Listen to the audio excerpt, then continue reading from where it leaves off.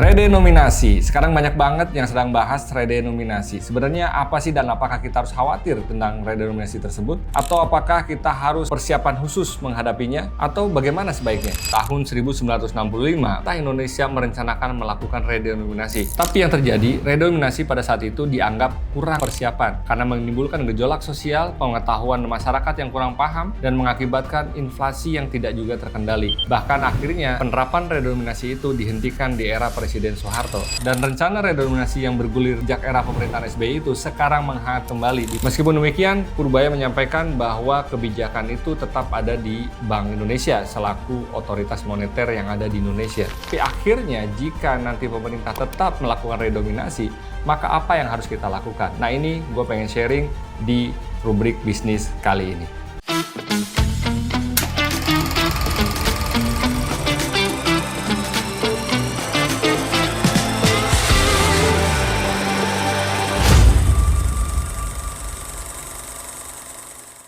Bismillahirrahmanirrahim. Assalamualaikum warahmatullahi wabarakatuh. Halo kawan-kawan semua, balik lagi di channel BTW Break Time with gue Mr. Catur. Gue ucapin terima kasih banyak buat lo semua yang udah support channel ini dengan subscribe dan juga share materi-materi yang ada di channel ini. Dan alhamdulillah atas izin Allah SWT serta dukungan lo semua, channel ini udah di-subscribe hampir 10.000 orang. Dan semoga ini terus bisa memberikan manfaat. Nah, kalau lo ngerasa manfaat, gue minta tolong bisa dipencet tombol loncengnya, jadi biar lu nggak ketinggalan materi-materi yang akan diupload di channel BTW. Redenominasi. Sekarang banyak banget yang sedang bahas redenominasi. Sebenarnya apa sih dan apakah kita harus khawatir tentang redenominasi tersebut? Atau apakah kita harus persiapan khusus menghadapinya?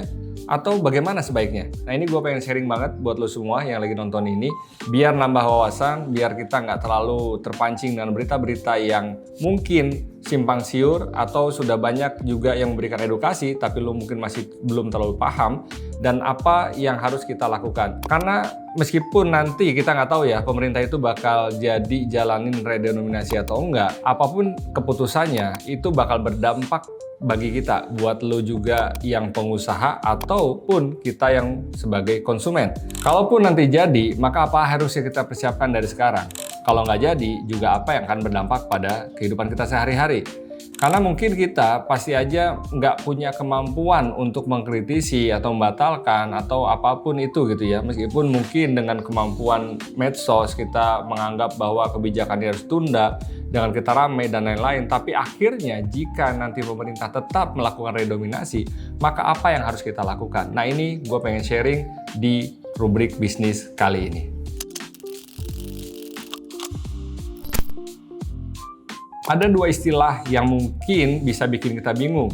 Ada redenominasi, ada signering. Itu dua hal yang berbeda. Merujuk Kamus Besar Bahasa Indonesia, redenominasi bisa diartikan atau didefinisikan sebagai penyederhanaan nilai mata uang tanpa merubah nilai tukarnya. Nah, perlu di-highlight banget bahwa penyederhanaan mata uang ini tidak sama sekali mengubah nilai tukarnya. Gampangnya gimana? Gampangnya kalau lu beli iPhone misalnya sekarang ya, harganya 24 juta dan lu punya uang 24 juta, lu saat ini bisa beli iPhone tersebut. Pada saat redenominasi 24 juta itu misalnya sesuai dengan rencana pemerintah akan menghilangkan 3 nol, maka menjadi 24.000. Nah, harga iPhone-nya pun akan menjadi 24.000, nggak jadi tetap 24 juta. Artinya lu nggak ada kehilangan kesempatan untuk membeli iPhone yang akan lu beli tersebut. Dan sebalikannya, apa yang dimaksud dengan signering yang mungkin bikin lo bingung? Berdasarkan Kamus Besar Bahasa Indonesia, signering adalah pemotongan nilai mata uang yang mengurangi daya beli masyarakat secara real. Gampangnya, kalau kita contohkan tadi iPhone seharga 24 juta dan lo punya duit 24 juta, dilakukan signering, nolnya 3 hilang, 24 juta setara dengan 24.000, harga iPhone-nya akan tetap 24 juta. Jadi yang lo tadinya sanggup beli iPhone 1 biji karena lo punya uang 24 juta, sekarang lu hanya punya uang 24.000 dan nilainya pun ada 24.000. Jadi lu nggak bisa beli lagi iPhone seharga 24 juta tadi. Dan contoh ini semoga bisa bikin lu memudahkan memahami perbedaan dua istilah tersebut. Redenominasi sekali lagi, lu punya uang 24 juta, harga iPhone 24 juta, maka pada saat diredenominasi menjadi 24.000, harga iPhone-nya pun menjadi 24.000 dan lu masih tetap bisa beli satu unit iPhone tersebut. Kalau signering, lu punya duit 24 juta, harga iPhone 24 juta, pada saat dipotong nilai mata uangnya menjadi 24.000, lu nggak bisa beli lagi karena harga iPhone-nya tetap 24 juta. Nilai mata uangnya yang dipotong atau dikurangi sehingga lu mengalami kerugian. Sedangkan di redenominasi nggak ada yang mengalami kerugian. Tabungan lu dari 10 juta menjadi 10.000 rupiah, itu pun tetap nilainya setara dengan 10 juta saat sebelum redenominasi.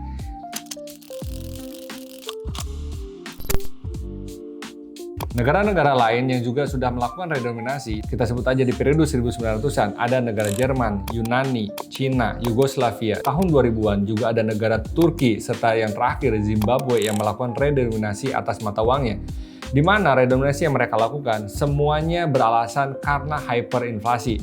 Mata uang lama mengalami pelemahan karena inflasi yang sangat tinggi. Dan itu semua dilakukan oleh negara-negara tersebut untuk mengendalikan inflasi serta melakukan efisiensi pencatatan keuangannya. Bagaimana dengan tingkat keberhasilannya? Sejarah mencatat tingkat redenominasi yang paling sukses adalah yang dilakukan oleh negara Turki di tahun 2005. Bagaimana dengan di Indonesia? Sebenarnya kawan-kawan semua, redenominasi ini bukan sesuatu hal yang baru. Karena di tahun 1965, berdasarkan penetapan Presiden Republik Indonesia nomor 27 tahun 1995 tentang pengeluaran uang baru dan penarikan uang lama, pemerintah Indonesia merencanakan melakukan redenominasi. Waktu itu adalah menyederhanakan Rp1.000 menjadi Rp1. Tapi yang terjadi, redenominasi pada saat itu dianggap kurang persiapan karena menimbulkan gejolak sosial, pengetahuan masyarakat yang kurang paham, dan mengakibatkan inflasi yang tidak juga terkendali.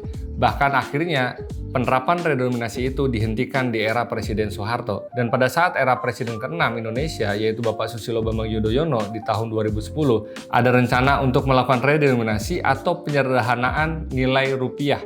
Yang kala itu berdasarkan hasil studi BI membutuhkan waktu 10 tahun untuk persiapan hingga pelaksanaannya. Dan rencana redenominasi yang bergulir sejak era pemerintahan SBY itu sekarang menghangat kembali, di mana Menteri Keuangan Indonesia yang baru yaitu Bapak Purbaya mengeluarkan Pemberaturan Menteri Keuangan nomor 70 tahun 2025 yang dalam PMK tersebut Purbaya menargetkan penuntasan penyusunan rencana undang-undang tentang penyederhanaan nilai mata uang atau yang kita sebut dengan redenominasi. Adapun target pelaksanaan tahunnya dari 2026 hingga 2027, which is itu tinggal 1 atau 2 tahun lagi dari sekarang. Meskipun demikian, Purbaya menyampaikan bahwa kebijakan itu tetap ada di Bank Indonesia selaku otoritas moneter yang ada di Indonesia. Nah sekarang, kalau redenominasi itu jadi dilaksanakan, apa sih dampaknya buat kita? Apa yang harus kita persiapkan? Dan kenapa pemerintah perlu melakukan redenominasi tersebut? Sebelum kita bahas ke sana, gue mau jelasin atau mau ngerimain sendiri. Karena tadi kita tahu bahwa rata-rata setiap negara yang melakukan redenominasi adalah karena mereka mengalami inflasi yang tinggi.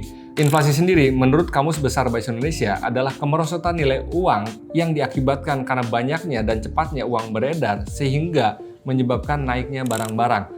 Artinya, pada saat misalnya tahun lalu kita beli satu buah barang seharga Rp1.000, mungkin karena inflasi maka di tahun ini harganya menjadi Rp1.100. Dan itulah yang dinamakan dengan inflasi, adanya kenaikan-kenaikan harga barang sehingga kita harus membeli barang yang sama dengan harga yang lebih mahal. Artinya nilai mata uang kita itu menjadi semakin lemah dan inilah yang disebut dengan inflasi. Ada nggak sih efek positif dari redenominasi tersebut? Kebanyakan memang dari sisi akuntansi atau pencatatan. Bayangin aja kalau lu catat 1 triliun rupiah dalam satu neraca, itu nolnya banyak banget. Tapi kalau kita potong, kita sederhanakan, maka kita bisa mengurangi 3 nol dalam pencatatan keuangan kita. Dan itu berguna buat kita para pebisnis yang melakukan pencatatan keuangan. Apabila kita mencatatkan misalnya 200 juta, di mana nolnya ada 8, nanti pada saat sudah redenominasi, maka kita hanya cukup menulis setara dengan 200.000. Tapi sekali lagi, nilainya tidak berubah. Nilainya sama seperti 200 juta sebelumnya. Penyederhanaan pencatatan ini dapat menyebabkan kita lebih hati-hati dan juga lebih presisi dalam melakukan pencatatan keuangan. Dan kalau digunakan di korporat besar atau di negara yang APBN-nya sampai ribuan triliun, maka ini sangat berguna karena mereka bisa menyederhanakan pencatatan dalam laporan keuangannya. Nggak perlu lagi dengan nol yang panjang, tapi cukup dikurangi sesuai dengan target pemerintah, yaitu dihilangkan 3 nol di belakang. Selain itu, redenominasi juga dapat memperkuat citra rupiah di mata dunia. Sekali lagi ya, ini adalah sebuah persepsi. Karena bayangin aja, pada saat orang luar mau beli barang ke Indonesia, mereka pakai $1. Terus ke Indonesia, loh sampai 17.000, gede banget gitu kan. $1 setara 17.000. Image mereka langsung mengatakan Indonesia lemah sekali.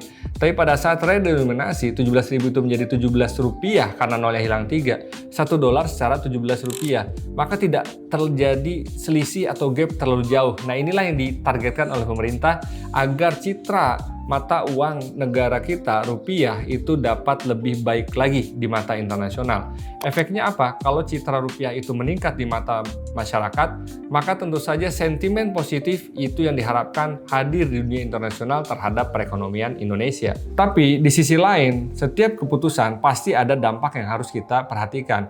Karena pada saat redenominasi, sekali lagi jika tidak ada sosialisasi yang tepat, tidak ada penyampaian yang akurat dari pemerintah secara masif untuk meningkatkan pemahaman tentang redenominasi ini ke seluruh lapisan masyarakat, maka beresiko harga-harga barang malah naik. Contohnya gini aja, pada saat redenominasi, maka harga barang tersebut akan menjadi Rp9,5. Dan dikhawatirkan, orang-orang itu kan pasti pengen ada pembulatan daripada 9,5, ya udah gue buletin aja, nggak ada yang mau buletin ke bawah, malah buletin menjadi Rp10. Nah, 9,5 menjadi Rp10 itu adalah kenaikan harga barang dan itu menjadi penyebab salah satu inflasi yang tadi gue udah sebutin. Inflasi efeknya adalah kenaikan harga barang. Nah, karena ada pembulatan-pembulatan ke atas, mungkin kalau kecil-kecil nggak kerasa, tapi bayangin aja kalau semua dinaikin bulatin ke atas, yang tentu saja yang harganya harusnya dari 9.500 menjadi Rp9,5, malah menjadi Rp10, maka kita harus mengeluarkan uang ekstra kan untuk membeli barang yang harganya sebelum redenominasi itu harganya Rp9.500. Yang perlu diperhatikan juga, banyaknya sekarang transaksi-transaksi online yang kita jalankan, baik itu melalui QRIS, e-wallet yang sudah tersedia di Indonesia saat ini. Kalau sistem IT mereka nggak siap, itu juga berbahaya. Karena misalnya pada saat kita mempunyai saldo 1 juta yang seharusnya menjadi Rp1.000, tapi mereka tidak melakukan upgrading, 1 juta tetap ada di dalam saldo kita, itu akan bermasalah di kemudian hari. Serta sistem-sistem di ATM kita juga bagaimana penarikannya. Apakah semua stok uang kertas yang ada di ATM itu sudah digantikan? Jangan sampai membuat kebingungan. Dan juga timing uang lama kita dengan uang baru itu juga harus diperhatikan oleh pemerintah. Dan juga kita harus siap-siap untuk hal tersebut. Kalau lu semua yang saat ini banyak menabung atau menyimpan uang kertas di dalam rumah atau tidak ditabung di bank, masih dalam bentuk kertas yang lu pegang, itu tentu lu harus perhatikan timing saat pemerintah melakukan redenominasi. Segera mungkin, tapi jangan juga menjadi rush, jangan terburu-buru, jangan panik. Tukarkan uang lama tersebut ke uang baru yang akan dicetak oleh pemerintah sesuai dengan kebijakan redenominasi yang akan dilakukan. Yang nggak boleh kita abaikan adalah dampak psikologis dari redenominasi tersebut. Karena gue bilang sekali lagi tadi, redenominasi ini nggak ngurangin nilai uang yang kita miliki, tapi kita merasa seolah-olah kita menjadi lebih miskin. Karena awalnya kita punya 10 juta menjadi Rp10.000 aja. Dan menurut data BPS Republik Indonesia, bahwa 50% masyarakat Indonesia masih spendingnya itu rata-rata di Rp50.000 per hari. Jadi bayangin, pada saat mereka merasa Rp50.000 lalu menjadi Rp50, mereka menganggap dirinya menjadi miskin. Padahal tidak. Nah inilah pentingnya aspek sosialisasi yang dilakukan oleh pemerintah agar dampak-dampak psikologis ini tidak terjadi. Di sini, di dalam video ini, sesuai dengan yang gue sampaikan di awal, kita nggak usah khawatir, kita tenang aja. Kalaupun pemerintah melakukan redenominasi, kita sebagai masyarakat itu tenang saja karena nilai mata uang kita tidak berubah. Adapun yang harus kita lakukan, pertama, kita cek ke dalam perbankan kita, apakah sudah berubah dengan yang diterapkan pemerintah. Lalu jika kita punya uang kertas, maka segera atau jadwalkan untuk melakukan penukaran ke bank-bank terdekat di mana kita memiliki rekening di bank tersebut. Kita melakukan penukaran agar saat melakukan transaksi, maka kita juga sudah siap dengan mata uang yang baru. Nah, bagi kita para pebisnis, kita juga harus adapt. Pada saat pemerintah sudah mengetok palu untuk redenominasi, maka segera lakukan penyesuaian harga barang. Dan saran gua, kita harus hati-hati dalam penyesuaian harga barang tersebut. Jangan semuanya di round up, lu hitung lagi. Karena dengan transaksi digital yang sudah mulai masif, apalagi barang-barang yang kita jual selama ini tersedia di marketplace atau di platform-platform online, maka pembayaran online masih memungkinkan dengan nominal koma. Jadi kalau tadi 9,5, ya udah tetap aja 9,5 karena pembeli juga masih bisa melakukan transaksi tersebut. Nah, memang kecuali kalau lu berdagang langsung di pasar, berhadapan dengan end konsumen langsung, yang PR-nya tentu selain menyediakan layanan pembayaran online, lu harus nyediain kembaliannya kan. Karena kalau kita bilang ada 9,5 rupiah, maka artinya bakal ada mata uang yang disebut dengan sen, atau 50 sen, atau setengah rupiah. Nah, itu juga harus kita persiapkan untuk pembelian tersebut. Strategi yang lainnya, bisa aja lu melakukan dengan bundling harga.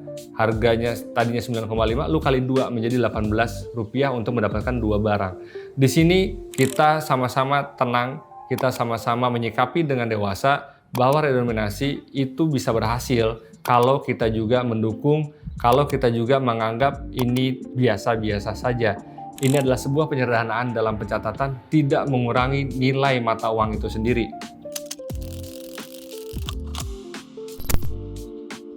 Emang ada sisi menarik ya dari redenominasi ini. Gue baca targetnya adalah untuk para koruptor. Karena kita tahu akhir-akhir ini banyak banget OTT-OTT yang dilakukan oleh Kejagung ataupun KPK yang para koruptor itu menyimpan uangnya di rumah. Sehingga bayangin aja kalau satu koruptor menyimpan puluhan miliar atau bahkan ratusan miliar rupiah yang itu hartanya tidak tercatat secara resmi dan tiba-tiba pemerintah menerapkan redenominasi, maka uang lama yang mereka timbun itu tidak akan berarti kalau mereka tidak tukarkan. Dan kalau mereka tukarkan, maka harta mereka akan terlacak dari mana mereka mendapatkan. Jadi gue secara pribadi juga mendukung dengan langkah redenominasi ini asal dilakukan dengan cara yang bijak, cara yang tepat. Yang paling utama adalah sosialisasi yang masif yang harus dilakukan oleh pemerintah dan semua unsur masyarakat agar tidak ada kesalahpahaman di masyarakat dari level atas sampai level terbawah Indonesia. Dan juga tidak ada efek psikologis yang ditimbulkan sehingga mengakibatkan malah terjadi inflasi yang tidak kita kehendaki. Jadi sekali lagi, gua menyampaikan di video ini bahwa redenominasi ini jika jadi diterapkan oleh pemerintah, kita ambil sikap yang tenang. Kita lakukan prosedurnya, kita lakukan pengecekan di tabungan kita lakukan pengecekan di sistem online yang kita miliki, lalu kita juga melakukan penukaran uang lama kita ke uang baru yang akan dicetak bertahap oleh Bank Indonesia. Dan bagi kita pebisnis, segera juga melakukan penyesuaian atas pencatatan laporan keuangan yang kita lakukan, serta barang-barang yang akan kita jual dengan secara bijaksana. Jangan sampai kita mengambil keuntungan yang tidak seberapa karena melakukan pembulatan ke atas, itu malah bisa memperburuk keadaan. Dan bisnis kita pun yang kita harapkan berjalan dengan baik malah bisa terjadi sebaliknya karena terjadi inflasi yang mengakibatkan daya beli masyarakat menjadi semakin rendah. Tentu saja itu nggak kita harapkan. Jadi kawan-kawan, lu semua jangan bingung, tinggal update literasi lu, perbanyak informasi, dan sampaikan ke orang-orang terdekat lu, karena dari satu orang menyampaikan satu orang lainnya, maka menjadi edukasi yang masif, yang baik, sehingga terjadi ketenangan dan tidak akan menjadi gejolak dalam ekonomi Indonesia. Gue Mr. Catur, hidup taat, hidup sehat, hidup manfaat.